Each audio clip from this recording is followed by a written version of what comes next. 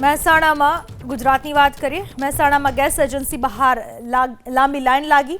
રાંધણ ગેસ માટે લોકોએ લાઈન લગાવી. આકરા તાપમાં ગેસ સિલિન્ડર માટે લાઈન લગાવીને લોકો ઊભા રહ્યા.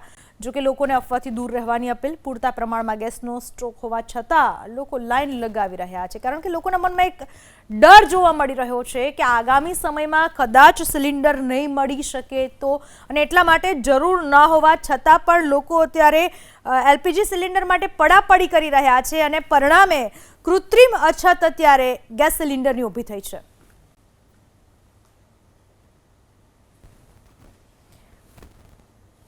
તો ગેસ સિલિન્ડરની અછત જોવા મળી રહી છે, પણ સાથે સાથે અફવા પણ એટલી જ જવાબદાર છે.